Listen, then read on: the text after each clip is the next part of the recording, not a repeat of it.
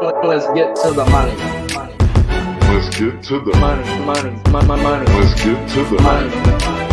Let's get to the motherfucking money. Fuck the bookies, fuck the bookies. FTV screaming fuck the bookies, fuck the bookies, fuck the bookies, fuck the bookies, fuck the bookies, fuck the bookies, fuck the bookies. FTV screaming fuck the bookies, fuck the bookies, fuck the bookies. Middle finger in your ass screaming fuck the bookies. Woke up in the morning, grab my little black book. Yesterday can eat a dick, cause we lost by the hook. Can't win them all, so you never see me get shook. Today's a new day, the bookmakers getting cooked. When I spot a dirty K, the 4 units getting played. Always find the value, I would never be afraid. Scary money don't win, but I'm not going all in unless I see a bet I love, then I put my balls on a bookie's chin. Let it all soak in, doubling my bread, winning money with my friends. If you got the itch and you wanna go big, follow Sharpie bets and you gon' really fucking win. This is not financial advice, it's entertainment. But if I find the right price, believe I'm parlaying it. You can see my spreadsheet, I'm winning, not just saying it. Profit in the green every week, I'm never negative. I can bet an ace or a shitty old picture. Pick the right spots cause I'm the K-pop whisperer. Shut up when I speak until you finally get the picture. I'm the best in the world, tell me you getting richer. Fuck the bookies, fuck the bookies. FTV screaming fuck the bookies, fuck the bookies, fuck the bookies, fuck the bookies, fuck the bookies, fuck the bookies, fuck the bookies. FTV screaming fuck the bookies, fuck the bookies, fuck the bookies. Middle finger in your ass screaming fuck the bookies. Let's get to the motherfucking monies. And here we go. Yeah, and here we go.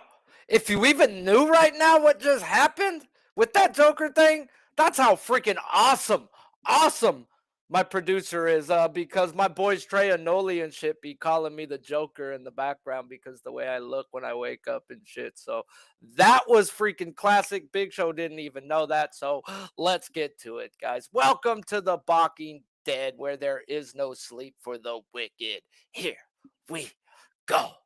I'm your host, Sharpie's Bets, and it is Tuesday, guys. Y'all know what that means. We will be bringing on Spin Doctor Sports. He's on his way to his hotel right now from his 9 to 5. Had a little business meeting, so we will have him before we get to the first guy.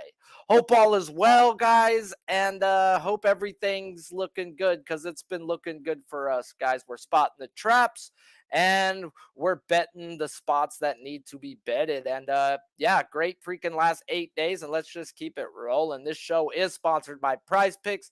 If you haven't, go on over there and use promo code PubSports on your first deposit. They will match you up to 100, minimum of 25 by simply using that promo code. So go on over there and use that PubSports, baby. I will give you my bets on the pitchers we talk about, and I will give you all the information you need to finalize your own bets or my reasons why I stay off. So enough small talk and let's get to it.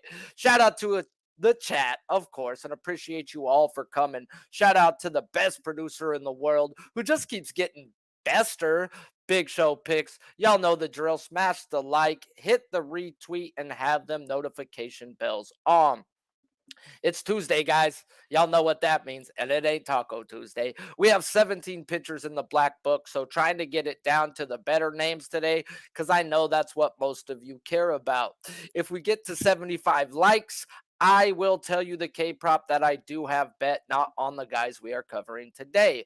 Favor for a favor. On this show, I use FanDuel lines as my line because they tend to come out first. Then I compare them to PrizePicks and what they have up.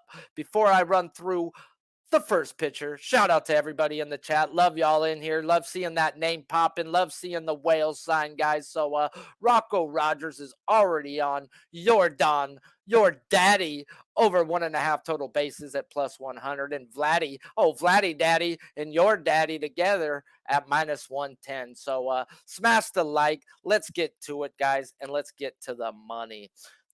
First pitcher up, guys. Number in the black book, 51, Lance Lynn versus the Phillies in game 1 of a doubleheader. Last year, he had a 24.2 K percentage and a 3.7 walk percentage. Morning line was 7 plus minus 112. Closing line is 7 plus minus 112. Didn't move one freaking bit. Last 8 game strikeout averages is 5.4. Win percentage to the over 6.5 his last game is at 40%. The line is right. The juice is a little high. It should be plus to even money, but minus 112 is definitely in the vicinity. PrizePicks hits allowed was at a 5. The lineup is 5 righties and 4 left-handed bats for your Phillies today.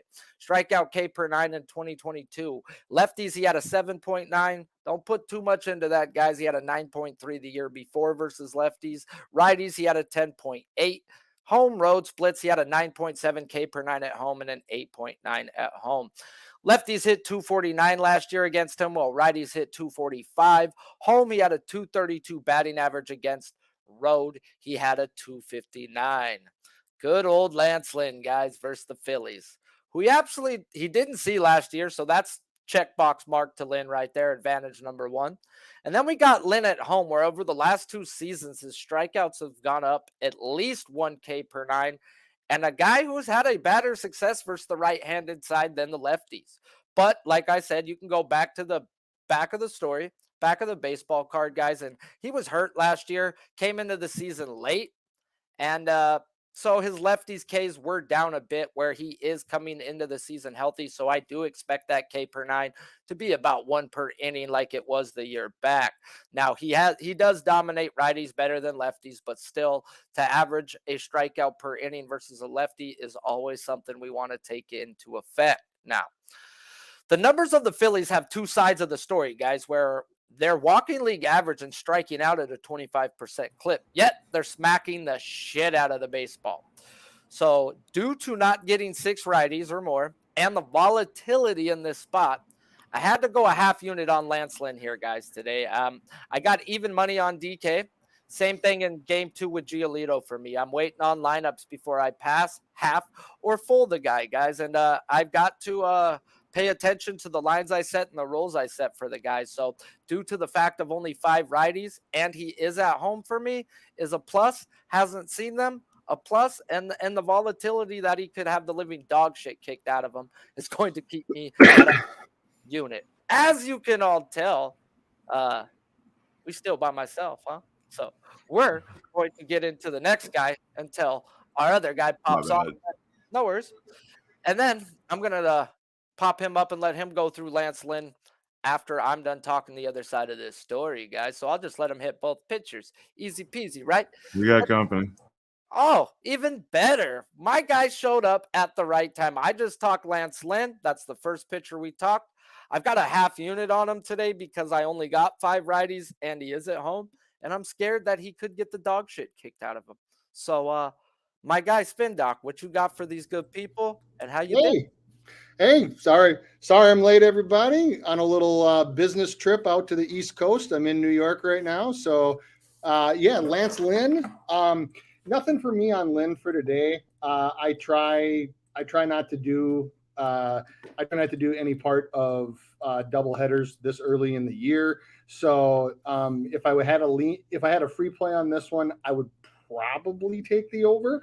But it's not one I'm actively looking to play.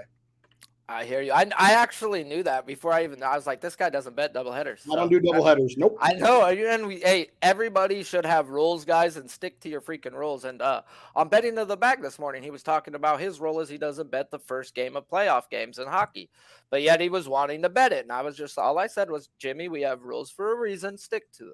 So stick to your rules, guys. Don't break your rules, guys, and you're gonna be a lot more successful. So let's just talk the other side of this guy real quick. The other side, and that's number 19 in the book, Zach Wheeler at the White Sox game 1.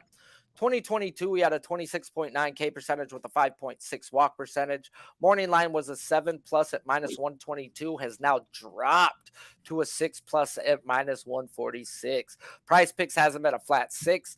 Earned runs on PrizePicks under over is at 1.5. Last 8 game strikeout average is 6.5. His win percentage to the over 6.5 his last games was 40%. But now you're getting that 5.5, guys. And there's a reason, and we'll get into it. Lineup is 6 righties, 3 lefties. Strikeouts K per 9 in 2022. Home road was dead on the same, 9.5 K per 9. Lefties, he did do better. 10.2K per 9 versus a 9.1 versus the right-handed side, but it was flipped the year before, guys. So the dude is elite when it comes to pitching. Batting average against in 2022, lefties hit 201, righties hit 240 against. Well, at home, 188 in that candy cane jersey, and on the road 253. Spin Doc, anything other than a straight pass, because I do know it's a back-to-back. Yeah, it is a back-to-back, but I will talk a little bit about Wheeler. He's been a puzzling case this year. So, y'all know I love numbers. And when I look at numbers, a couple of things stand out to me. So one of the things that I look at pretty intently is a couple advanced metrics for pitchers. One of those being chase rate, which is the percentage of pitches outside of the strike zone that a pitcher gets guys to go fishing, right? To swing outside of the strike zone, you make weaker contact, you have more whiffs, so on and so forth. In 2020, Wheeler's chase rate was in the 86th percentile of all pitchers. In 2021, 73rd. Last year, 83rd. This year, 16th. 16th percentile for that chase rating. And that is not really what you want to see when you get a guy that throws a slider, that throws a sweeper. Velo has actually been okay. His four-seam fastball is hitting 96. His sweeper is in the mid-80s, and his slider is in the low 90s, which a low 90s slider combined with those two pitches usually would mean that you're getting guys to go fishing. It hasn't been happening, though. His last start, he threw 37 four-seam fastballs, 39% of his pitches, and only 17 of those were swung at, and only 9 of those were whiffs. So Wheeler, for whatever reason, is not getting guys to miss. He's also not getting guys to go chase pitches too, which is one of the reasons why at least one of his last K props has been so close, because when you rack up pitches, you run the risk of getting pulled before you can hit numbers as high as what he usually gets. So if you gave me a free play on this one, I would probably have to lean the under, but again, it's a back-to-back, so I'm not looking at betting it. Yeah, I'm still salty about last week when they pulled Wheeler at 92 pitches and he was humming, and the next 4 batters in the lineup didn't have a damn hit versus him in the game, guys. And they ended up losing that game. That's the only freaking positive I had. Why are you going to bring in one of your better relievers in Soto to face the bottom of the lineup that this fool has manhandled? Oh, you should have saved them for the guy who hit a freaking cycle on your ass that day, huh? But whatever. Life's a bitch and you marry one, and we're on to this, guys. So, yeah. We got a 6.5 with Wheeler, guys, where it's been all year. And he's 1-2 to the over, hitting the over while getting his head torn off in the game where he cashed. The White Sox batting numbers are league average and not striking out.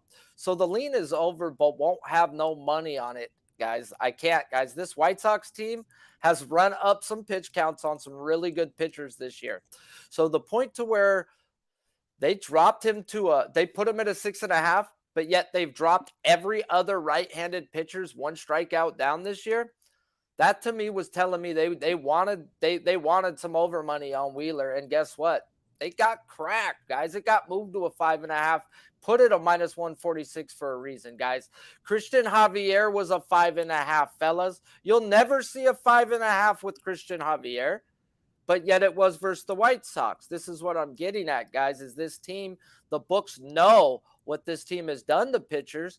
They've given credit towards it on every other line this year until they popped Wheeler today, guys. So the lean is over 5.5, but under 6.5. How ballsy is that? I wouldn't put money on it. So it's a straight pass, guys. Like, I've got him for dead 6. And I'm a type of guy who I need at least 1.5 more for that wiggle room.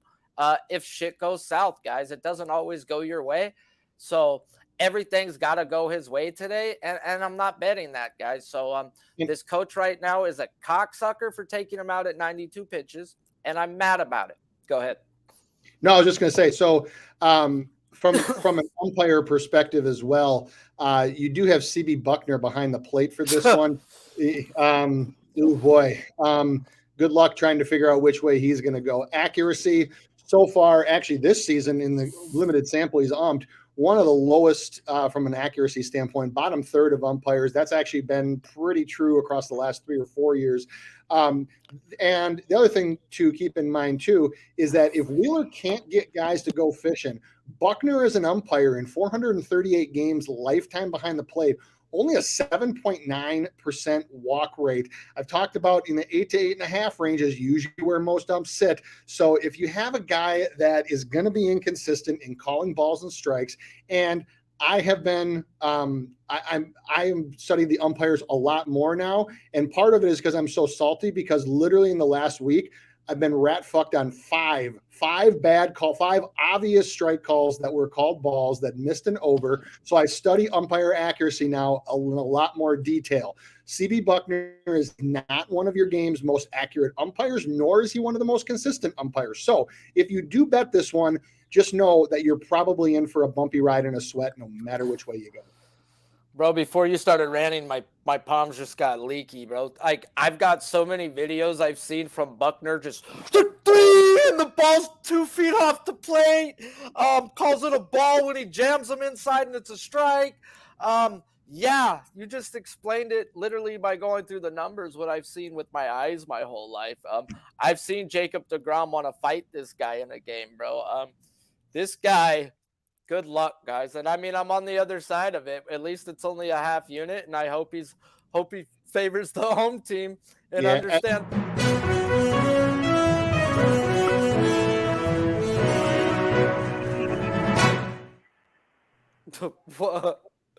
I'm baked.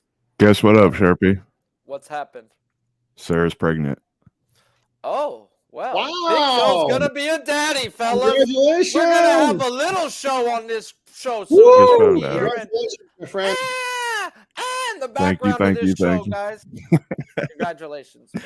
That's awesome. Thank you. Hopefully you That is get awesome. a boy, but real men wake women. Remember that. All right, Yeah, guys, I'd rather the worry back- just about one dick. Let's get to it. Okay. So, guys, but once again, guys, the lean is over 5.5 right here. Wheeler, I do expect him to be out there 6 innings. They're not hitting that great, about league average, everything, guys. So when I've got a guy going 6 innings, there's no way. I'm not an under guy, though, but there's no way I could look to the under right there. But there's no way I was betting the 6.5, even though I thought he would go 6 innings. So maybe the play here would be looking towards his outs. Maybe they have it at 17.5, maybe at 18. But definitely, I think he goes 6 innings today, guys. So that would be the way I would attack the wheel deal. Yeah, and just one more thing about that, especially when you're talking about umpires who I know, like I study them and I'm studying them more intently now, is to me it's like putting together the pieces of a puzzle. So I have a pitcher with Wheeler that when he is striking guys out relies on chase rate, and then you have an umpire who's inaccurate, inconsistent, who maybe you get the call, maybe you don't know what the hell you're going to get today, and has those kind of numbers. That's just a combustible mix, and that tells me that I might be watching that game and throwing shit at my TV, because I've done that more than a few times with our less than accurate umpires. So there's a few sites that I use to measure accuracy in umpires, and really the 2 things I'm looking for those of you that do follow umpire stuff, 1 is accuracy, but 2 is consistency. So whatever's a strike in the 2nd inning is a strike in the 5th, and so on and so forth. And there are places that measure that. So if you can get a consistent umpire, then at least the pitcher knows where he can throw it to get a strike, versus some of these guys where in the 1st inning it's a ball, 3rd inning it's a strike, 5th inning who the fuck knows, so on and so forth. Yes, sir, guys. Yes, sir. Let's get into what may be the fishiest spot of the day, guys. Number 20 in the black book, Nick Lodolo, 29.7 K percentage with an 8.8 walk percentage. Morning line was a 5.5 at -154. It's still at 5.5, and it took 4 cents on FanDuel, now -158. He has an 80% win percentage to the over 5.5 his last game. Oh, boy. Projected lineup, guys, 8 righties, 1 lefties, K per 9 in 2022. He's at home where he averages 1.5 more strikeouts, K per 9, with a freaking nice 12. dominates lefties with a 14.3 K per nine and righties with an 11.1 K per nine. Lefties hit 109. Obviously, they're not planning on putting lefties out there today, guys. They know he dominates lefties. You hit a $109 and strike out 14.3. You're a jackass coach if you put any lefties out there unless they're a stud that just you don't give days off. But today would be a day you would probably give that lefty off. So, yeah, righties hit 252 off your man, where home 242 in that bandbox in Cincinnati and on the road 222. Go ahead, Mr. Spin Doctor. You know I'm gonna talk some shit. So Yeah. So Sharpie, you said it so often. I agree. Okay. Just for everybody in the back who might be tuning in for the first time, the books do not give away free money. Okay. They don't do it. So I have seen all the fuck over gambling Twitter today about lock of the century, lock of the day, like Lodolo, 6+ strikeouts, so on and so forth. This guy has hit over 7.5 in each of his last 2 starts. Now he comes home and he gets a lineup that is that is striking out. So far, they're actually striking out a whole lot more than they have been lately. Still, 22.7% against lefties, not the worst thing in the world, but who also has a lifetime 31.4% strikeout percentage at home. And you're going to drop his K line by 2, not 1, but 2. We saw the kind of the inverse of this with Yu Darvish the other day against Milwaukee. And what happened? He struck out damn near 13 of them. Okay. So the books don't give away free money. I know, and I see the comment there that he leads the MLB in Ks. I know he's been a machine lately. So if that is the case, why would the books give you a 5.5? Okay. Why would they give you a 5.5? I'm not saying he ain't going to hit it. I'm not saying that it's not possible for him to hit it. This is danger. And man, betting the over and especially paying the juice that this over is at, which right now on DraftKings, it's -165 for all of those factors. No, I'm not interested. For me, this is under or nothing. I have not decided what I'm going to do with Lodolo yet. What I would much prefer, if I can get a 6.5, I'm actually at semi-reasonable juice. I'm actually kind of interested in the under here. We also have a very high accuracy umpire in Mike Estabrook, whose strikeout percentage is on the lower side. It's on the lower side. So I'm either going to go with the under on this one or I'm just going to pass. But like I said, I've seen this movie before where something looks too good to be true and the books don't give away free money. So it always is.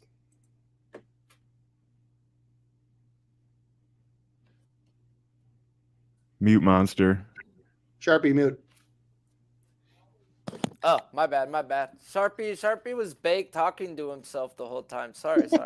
But no, definitely agreeing. That was probably the thing why I muted myself, Didn't want to interrupt you. But really, guys, a 5.5 on Lodolo? Come on, man. What do the books have up their sleeves tonight, guys? Watch him be the FanDuel bonus tonight too, guys. I'm just like, that would be so fitting. They did it with Gosman last night. Like, come on, man. This is not a joke, guys. This is not a joke. And when they're hitting at least 70, 75%, the books are just raking on this right here. Even if they lose 25% of them, bro, so what? And the fact that you can even see a -165 and they're still taking money on it, like, why haven't they just straight put it to a 200 to where people won't bet it and put it to a 6.5? Because they still want money on it, guys. That's the crazy shit, guys. So, yeah, this to me is run as fast as you can and save your money for a better spot or a better day. I preach the books don't give away free money, guys. And look what they did with Gosman last night. He got lit. So, out of the few traps we've spotted this year, let's talk about what's happened. Gosman got lit, and the books knew it was coming. Green was a trap yesterday. Put it 6.5. Pitched really well through 3 innings before the injury, but still only had 1 strikeout. Springs was humming, but then got hurt. That was the only one that should have cashed. So right there's a 33%. The books are winning 2-1. You're betting that type of juice on these guys. They're not giving you, plus money was on Gosman, but you definitely paid some juice for Springs that day, and they're going to pay some juice today. So at the juice they're getting you guys on these traps, 2-1 for them is a win, guys. So pay attention to the juice you pay. If you have to put some damn money on Lodolo today, go pay plus money, guys. Do not pay -160 juice on a prop that they want you to bet. Like, I get it. If you think he's going to do it, you have to bet it. You're one of those guys. He's my damn dude. I have to ride. Just don't pay the juice then. Take him up one. He's Lodolo. I get it. If it was a 7.5, I'd be on this spot, guys. Like he said strikeouts go up at home. And it goes on and on and on to me, guys. This guy has one of the best deliveries in all of baseball. Do you know why Chris Sale used to be so freaking good, guys? It's his delivery, guys. His velo's done dropped now, so they're able to catch the ball a little bit more. But when you let the ball go third base side in the dugout, you know how hard it is to locate and lock that in, let alone in his red uniform at home. So yeah, guys, I can't do what the books want me to do, and it's just stay off this game, period. That's probably what I'm going to do. Side. I'm not going to bet a total. I'm not going to bet a K prop. What I may bet is the other guy, but who knows? So let's get on into it. And in the famous words of Bill Belichick, we're leaving Cincinnati, or on to Cincinnati, whatever. You get the point. I love Bill Belichick. So if you like what you're hearing, do me a favor, smash the like, guys. We are less than 25 likes away from dropping my last K prop that I have bet on the pitchers we're not covering. Any other things pitcher prop wise you want us to talk about, throw it in the chat, and we will talk about it time permitting. Let's talk about a guy the books finally adjusted to, and I talked about it numerous of times. They're not going to adjust guys for a few weeks. The guys that they did adjust over a one game, guys, they got popped to the under more often than not, guys. Garrett Cole, they bumped up. Scherzer, I was the dumb fuck who falled for that one. Bit myself for not following my own rules. Go ahead. Strider got bumped up to 9.5. He missed. DeGrom got bumped up to 9.5. He missed. So the guys they fucked with in the first 3 weeks, guys, they were raking money on. Okay, they're not supposed to move the line till at least 3 weeks. I've been doing this shit way too long, and I fell for one of the traps. Okay, I did it, and then guess what? I beat myself up for it, and I'm not doing that. I got to stick to my rules. We have rules for freaking rules, and we got to stick to them, guys. So I got punched by the baseball gods for breaking my own rule. Let's talk about Logan Gilbert, guys, the stud, one of the studs. God, how many studs they got over there in Seattle, guys? Hijo le chingalo, way, man. Number 32 in the black book, Logan Gilbert. 22, he had a 22.4 K percentage and a 6.4 walk percentage. Guess what? Throw away that K percentage, but enjoy that walk percentage because this guy is a new man. Opening line 7+ -116. Closing line is at a 7+ -112. 6.5 on PrizePicks. They did not have his earned runs or hits allowed. Last 8 game strikeout average was at 6.5. Win percentage to the under over 6.5 his last 10 games is a cool 50%. Projected lineup is 5 righties, 4 lefties. Strikeouts K per 9 in 2022. 8.9 at home, 9.3 on the road. 9.6 K per 9 versus lefties, and a 7.4 K per 9 versus righties. Once again, guys, throw away his splits. He's not the same guy as last year. He's got a nasty-ass splitter that he's done added to his arsenal. So this is Gilbert plus now, guys. He ain't no more Gilbert. He's Gilbert plus. Batting average against in 2022, lefties hit 201, righties hit 276. Home, he had a 254 batting average against, and on the road, 233. Spin Doc, what you got for these guys? Oh, man, it has been fun to watch this guy pitch. For a guy that many times over the last 2 years was often an under candidate, I just can't look there anymore because, or at least until other teams catch up with that split finger you mentioned, Sharpie. He's throwing it only 11.2% of the time, but has a 31.6% whiff rating and an 18.8% put away rating. What that means is that he is using it to strike of his strikeouts. 18.8% of his hitters are off the split finger, which he only throws 11.2% of the time. What that tells me is that he sets people up with a four-seamer, with his slider, and with his curve. Then it's bam with that splitter that just falls from the sky and just fools the shit out of hitters. Milwaukee, while they only have a 22% K percentage versus right-handed pitching this year, they have been Jekyll and Hyde. They are the team that can go out and strike out 3 times against a righty or 10 or 11. I mean, you saw what they did against Darvish.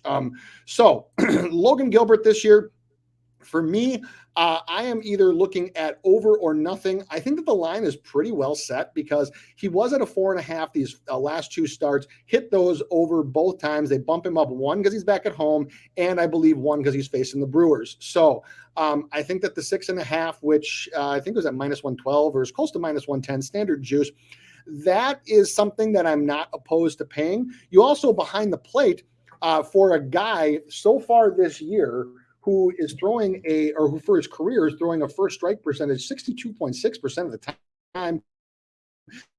You have the umpire behind the plate in Joe Wolf. He's got a very high accuracy. He's also got a very high consistency. So what that tells me is that the Brewers need to bring their A game tonight to the plate to not have Gilbert hit this number. I have not seen them do that on a consistent basis. So for me, if I'm making a play on this one, it will be on the over 6.5. All right. It's about time, guys. The books have caught up to Gilbert. I told you at the beginning of the year, they don't adjust the K props at 1 start, not even 2. They did after 3 with Gilbert. No more 4.5s for his K prop, guys. And they didn't jump it up 1. They put it at 2, and that's where it belongs, guys. So, like I said, he's averaging 6.5 over his last 10. So, yeah, I was hoping the books fucked up and put him at 5.5, but like I said, 6.5 is where this man belongs after doing what he did to Cleveland on a back-to-back. And we know how hard it is to K Cleveland. Numbers for Cleveland this year versus righties, guys. Walking second in the league with an absurd 13.3 walk percentage. Striking out third least in the league at a stupid 17.6 percentage. And the dude went 7-6 on their ass. Holy freaking shit, Batman. So now we got a Brewers team by the numbers. They're about league average in walk percentage and below league average in K percentage, while crushing the shit out of righties by the numbers. Now, good pitching beats good hitting any day of the week. So the lean is over. Haven't pulled the trigger, but if I do, it'll be like a half unit because of the volatility in the Brewers bats versus righties right now. But definitely over or not for me with Gilbert. And yeah, just haven't got all the way in on him yet and don't know if I will yet.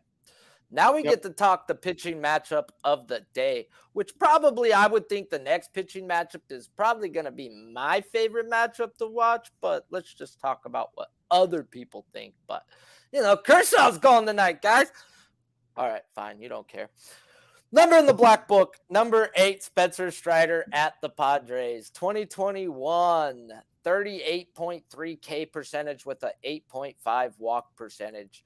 Opening line, 7.5, -152. Closing line is now at 8.5 at the plus monies, +120.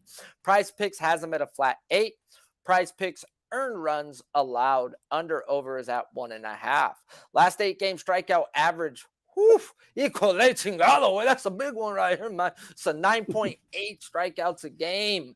His last 8. Win percentage to the under/over 7.5. His last 10 is at an 80%. Now, is this a trap? No. This is not a trap. This is what I consider falls into my back-to-backs. Yes, he didn't play them last game. I know it.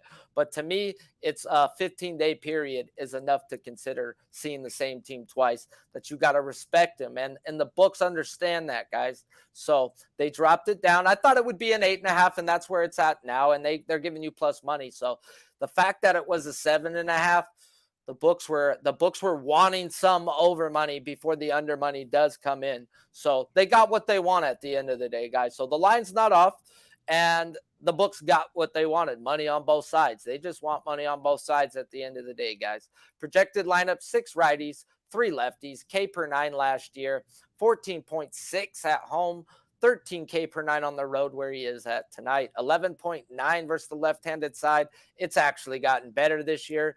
Now that he has confidence using that changeup, he will always dominate the right-handed side like last year with a 16K per 9 as long as he stays healthy, because guess what? This guy might be better than Jacob deGrom. Do you know why? Because availability is the best ability, and Mr. deGrom can't pay for Pinocha with all that money, and he keeps jerking off in the back of the woodshed with Mr. Hank Hill catching him.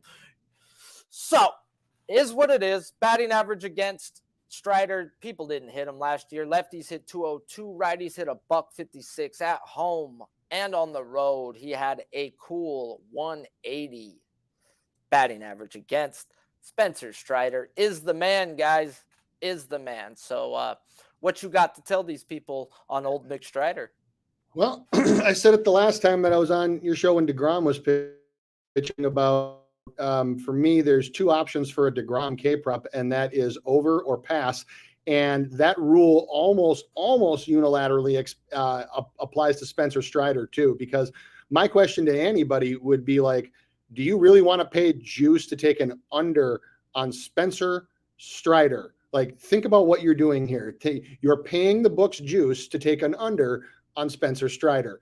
I want no part of that. So for me, this is over or nothing very, very easily. The thing with Strider too is that, you know, he does have an elite chase. He gets guys to go fishing a little bit, but what he does is he just throws the ball down fucking Broadway and makes people miss. 95th percentile, I should say, whiff rating, which is very similar to what he had last year. He's getting guys to swing on 52.2% of his pitches. They are missing, swinging, not even making contact, just straight up missing 37% of the time. That is absurd. That is absurd. And when you compare it to last year, because you look at some guys, how they start off hot and after a couple months they cool down. Specifically guys like the one we just talked about who changed their pitch mix, because guys catch up to that over time. Spencer Strider just throws, like, I mean, he just throws the same 3 pitches over and over again, but he throws them with such great spin, such great location, and can just rear back and crank the velocity up there. That's all you need. That's all you need. So for a Spencer Strider prop, everybody should just universally assume that unless it's like some stupid number like 10 or 11 and a half, for me, a Strider prop is either an over or a pass. There is no other option. Yeah. Old Mick Strider had a name, K, and on his farm he had a K. K. Okay, guys, you get the point. This dude strikes people out, guys. All right? I mean, and this is what I do, guys, when I'm watching my K props. I do stupid crap like that, guys. So is what it is. I like to have fun, and I have fun watching this, man. So, he's going for the Braves strikeout record, guys, to start the year. He's already tied it for the most with 9 strikeouts or more to start the year. And now he gets the daunting San Diego Padres. And no, I don't say that because I like them. I say that because they could run a pitch count up, guys, as they have a 12-plus walk percentage next to their name versus right-handers. But they also have that 25.5% strikeout percentage. So that is definitely alarming. They're not hitting for average. They have good power numbers. So it's been a whole lot of swing and miss in these Padres bats lately, and more miss with them scoring 0 runs in the last 2 days, albeit off of lefty starting pitching. Now, this game falls under my back-to-back rule, guys, because they didn't see each other last game. But at the end of the day, like I said, I've got to go all the way back to 15 days with me. I've been betting this shit for way too long. And if you get to see the guy the same time within a 15-day period, and he strikes you out a bunch of times, you're going to have a good game plan and a vivid memory of how he attacked you and the way his pitches came out his hand, guys. So I can expect a lot of first pitch swings. And that still doesn't mean this man ain't going to hit his K prop, bro. It's an old Mick Strider had a name, guys. It's KKKKK. So at the end of the day, like the way DeGrom was attacked yesterday, guys, a lot of first pitch swings, but he was still racking up them strikeouts. So if you think Strider's going to deal today, I would take his outs over with how much the Padres will swing first pitch today. Not saying the man don't go get his K, but the way to attack it to me is 6 innings he's going. And why is he going to go 6 innings? Let's talk about it, guys. He had 2 back-to-back spots last year. And what happened in those back-to-back spots? Well, first game up, he went 6 while going 6, giving up 6, while striking out 6, giving up 1 earned run. And what do I say, guys? If a strikeout pitcher don't strike him out, look to back him the second time. Next time through, 6 innings, 1 earned run, and slayed 13 Phillies that day. The next back-to-back last year, granted, it was the Mets, guys, and the Mets don't strike out. So I would have never played his K-prop on a back-to-back or versus the Mets last year. So let's talk about it. He went up versus them and got shellacked. Didn't make it to the 3rd inning while getting 5 strikeouts. The next time he seen him, he went 5 innings, 1 earned run while only striking out 4. So what I see is still Strider the next game is able to hold his ERA in check. He's able to hold the bats in check. So the strikeouts were high last time, so I can't be betting his K-prop over unless I get 2 different bats in the lineup. One of them has to not be a guy named Soto. Juan Soto is not hitting the ball right now, guys, but he could still murder your pitch count. And when you're betting K-props, and Juan Soto has probably seen more at bats versus Strider than anybody else with him being in that division last year. So at the end of the day, I got to have Soto having a rest day and have 2 different bats than the original for me to get on the over. So I will look at his outs because I actually talked that into myself while breaking them down. I'm like, I really think the outs is the way to go. I've seen it too many times. And like I said, I saw it with DeGrom last night. They're going to just first pitch swing on this guy, which doesn't always mean anything. They just don't want to fucking punch out 9 times like they did last time, guys. They're professional athletes, and they know how many strikeouts and stuff are next to their names. They'd rather get a regular out than punch out that many times. So the lean's over, but I have to bet the line. I have to see the lineup before I get in. Now we're going to get into the guy, my mortal enemy, guys. Ugh. Woo! Black Oh boy, here Book we go. number 4. Yeah, we needed you for this, guys, and we'll get into it more. So Blake Snell, 2022, 32% K percentage with a 9.5 walk percentage. League average was 8.5. So yeah, the dude walks people. Opening line 7+ -150, now at 7+ -120. People are hammering the under. PrizePicks 6.5. Hits allowed and earned runs were not allowed. Last 8 game strikeout average is at that 6.6. While win percentage to the under over 6.5. Last 10 is a 50%. They juiced the fuck out of a 50% line right there, guys. And the guys who strictly bet value went in and got that right there. They know what's up. They're like, what? This guy's hit this 50% of his last 10 games, man. You know, I'm going under, and I get it, bro, but let's talk about it. Projected lineup is 8 right-handed bats with 1 lefty. Strikeouts K per 9 in 2022. Averaged the same home road, 12 K per 9. Lefties with an 11 K per 9 while he struck out 12.3 righties per 9 innings. Batting average against in 2022. Lefties hit 233, righties hit 213. At home, he had a 227 batting average against, and on the road, a $198. Let's talk. Hey, actually, I'm going to break Snell down before you talk. No, go ahead. The stuff I have is really just going to praise you, and I'm not into praising people. So let's talk about it, guys. My mortal enemy is Blake Snell. Mr. Shit the bed if I bet you, and go out and cash if I don't. And I didn't bet him last week, and my boy cast the under. Like, I just got to stay the fuck away from Blake Snell, guys. It is what it is. Paco Healy asked me a question this morning in the chat on Jimmy the Bag. He said, Sharpie, what do you think of Snell's under today? And this is why I'm going first. I told him Spin Doctor will be on my show. And to be honest, he has a better read than me on him on this bum. It is what it is, guys. I hate Snell, and I will call him if I want to bet him. There's not many people I call him about. I call him about Clayton Kershaw and Blake Snell.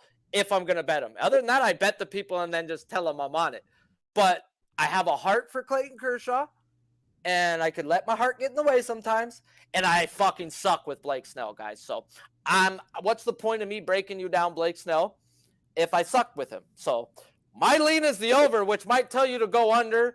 My only lean to that is I saw what Mackenzie Gore did to this team, and I know what Blake Snell can be. And if Blake Snell is fucking Blake Snell, this guy can rack up 9 or just get 4.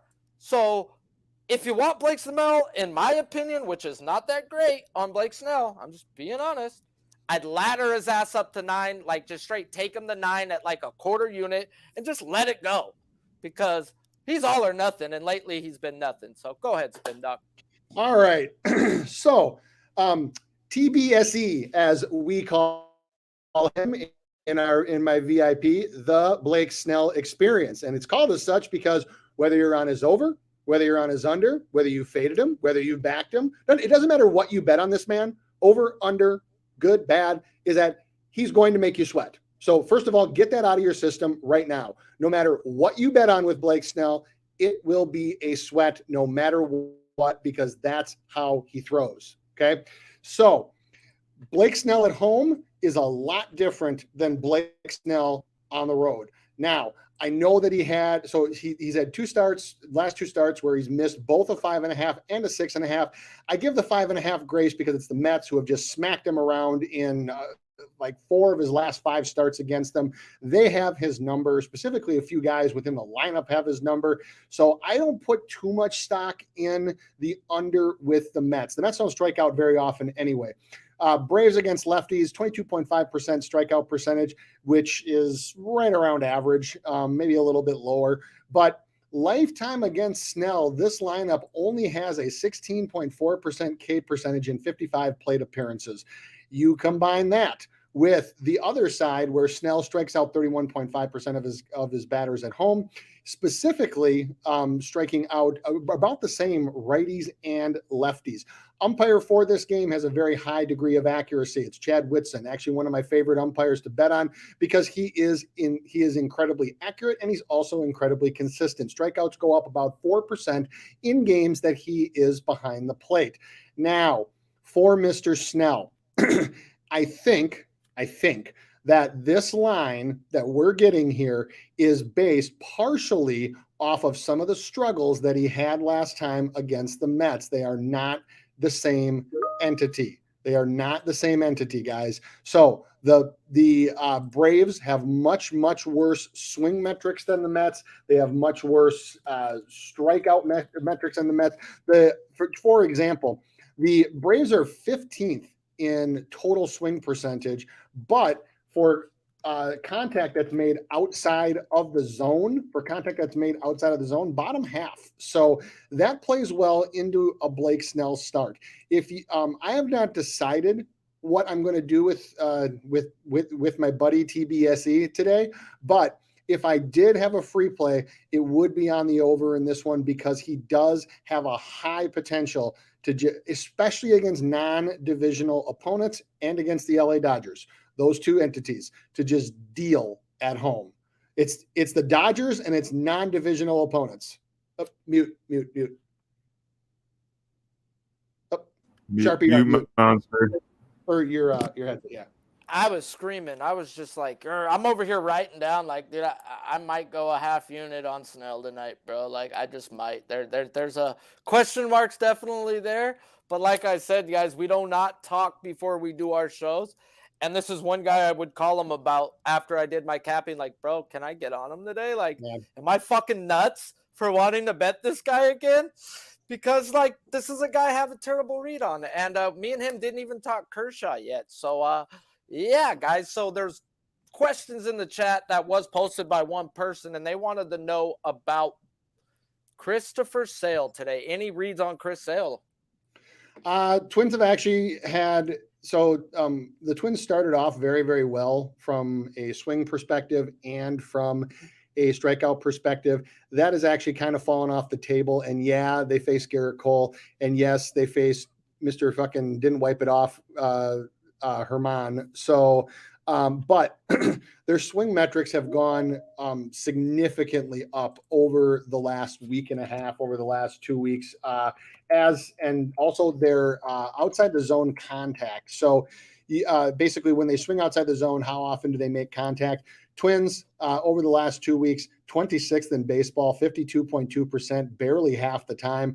To give you a comparison, number one over that same period is the Guardians, no big surprise, at 62.3%. That's a lot of swings and misses. So you got guys like Buxton that are regressing to the norm with strikeouts, and you have the bottom of the order that's swinging a lot. So if you gave me a free play on sale, I am personally off of him because I think that his line is set pretty appropriately, but I would take the plus money with the over. My only problem with Sale is that if the Twins do decide to be patient, they can rack up his pitch count pretty quick.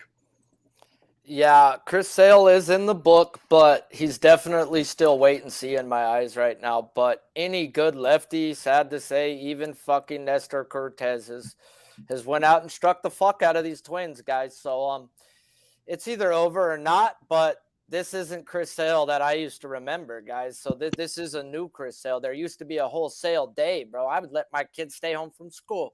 You know, there's Kershaw Day, and then there's Sale Day. But, you know, Sale Day has done sailed past us, guys. So we've definitely got to talk and look at him a different way. So any opinions real quick? We're 4 likes away, guys. 4 measly likes away from dropping the last K-prop. Anything on Evaldi real quick on a back-to-back? Nope, not on a back-to-back. The line itself, yes, I know it's a back-to-back. So because he hit, so he's hit over 5.5 both of the last 2 starts. Yes, it is a back-to-back, and it's going from home to road. However, Evaldi still has an elite chase rate this year, and you also have a Royals team where still, I talked about this last week when I was on, who is the number 1 team in number of swings or highest percentage of swings outside the zone? That would be the Kansas City Royals. And who would be the number 1 team for contact on those swings? That is not the Kansas City Royals. They're number 1 in swing rate outside of the zone. They're 19th in contact percentage, just barely above the Twins at 53.8%. The 5.5 at plus money, it's not something that I'm like actively running from. I'm sure as hell not betting the under. It's just one of those ones where maybe if I want to take a little fun money shot on it, I will. Yeah, that's the way I looked at it. I couldn't just pull the trigger because I think actually Evaldi's looked pretty good this year, guys, other than getting the dog shit kicked out of him by a team who can't hit. As in the team he's about to see again, guys. So I do expect a bounce back day. It's just like I said, 7 strikeouts last time. Now we got to go do it again. It's just hard to do it that way, guys. I do expect him to have a better start. So I would look more towards his outs. Maybe run if you like his K prop, take it like half and half it with his outs because this guy's got to go better than what he did yesterday. Last time he versus them, like 10 runs. I was on him for his strikeout props. Those are not the type of way I want to bet strikeout props, guys. I like smooth sailing. Nah, he got took into the woodshed. I got them kids jerking in my tool shed again. Man, straight up, dude. He got took into the woodshed, guys. So before we dip on out and say our goodbyes, we've got to the 78 likes. So do you have any plays you want to drop or let them know you're on today? Not right now. I should have a tout K prop in just a little bit. Haven't had time to put all the write-up and everything together for some of my stuff just because I have been traveling, but have a block of time now. So that should be coming out shortly. But yeah, just find me at Spin Doc Sports and should be released in the next few hours. Sweet, sweet, guys. The other bet I got on, I did half unit last night on Taj Bradley at 5.5 plus money. And then the books dropped him down to a 4.5 because people are betting it, guys. So I jumped in with another half unit on Taj Bradley, guys, at 4.5. So I've got him at 4.5. I've got him at 5.5 for the full unit, half and half. The numbers don't say go run it.